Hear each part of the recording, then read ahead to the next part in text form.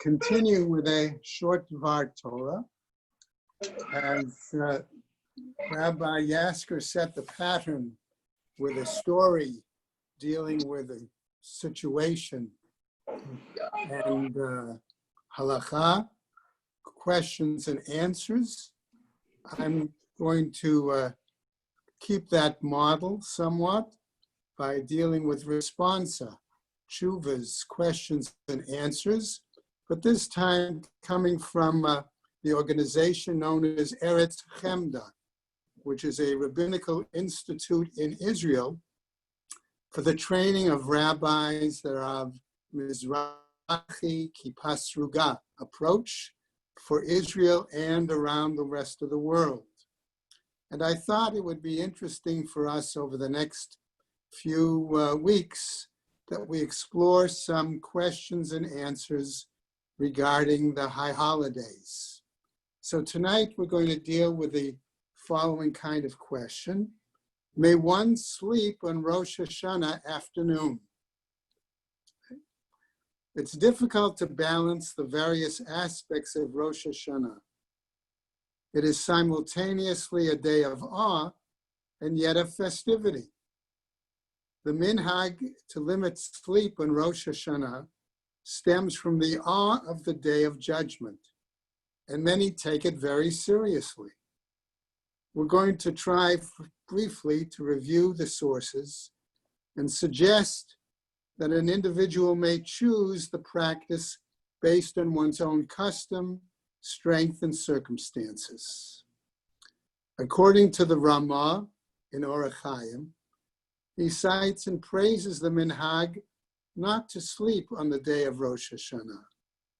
The source he gives the Yerushalmi that states that if one sleeps on Rosh Hashanah, then his mazel, so to speak, his fortune, sleeps as well, implying that the judgment he receives may not be as favorable as it could have been.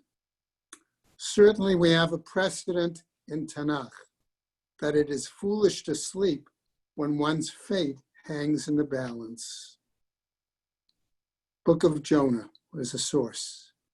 The Mishnah Brura and others quote the Arizal as saying that after midday, Chatzot, the heavenly situation is such that one may sleep. As few people finish davening and eating by Chatzot, this minhag seems to have little impact on most of us. However, not all agree with the Arizal on this matter.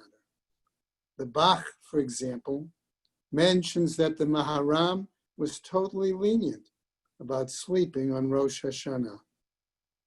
It is noteworthy, however, that a careful reading of the sources suggests that many may miss the boat concerning this minhag. The sources do not say not to go to sleep during the day of Rosh Hashanah, but not to sleep.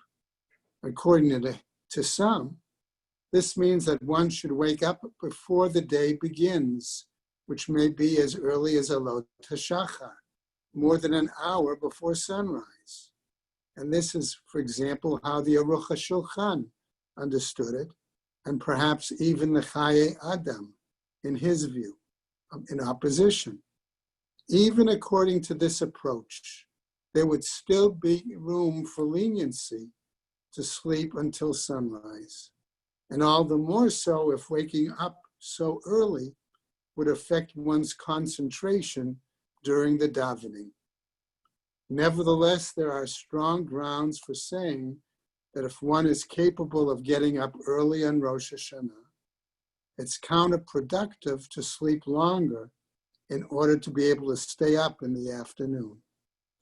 Finally, the Mishnah Brura says that not sleeping is not the goal in and of itself.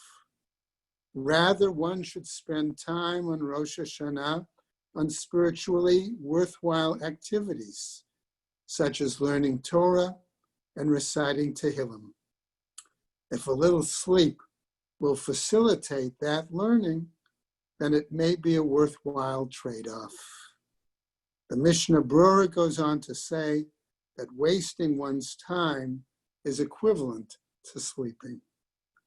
As the main day of Rosh Hashana and its judgment is the first day, there is additional reason to be lenient on the second day of Rosh Hashanah. And so we hope that everyone takes to heart the message of this tshuva about focusing on the day as a day of spirituality and learning. Next week, we'll continue with a different tshuva about the question of, do we do tashlich on Shabbat?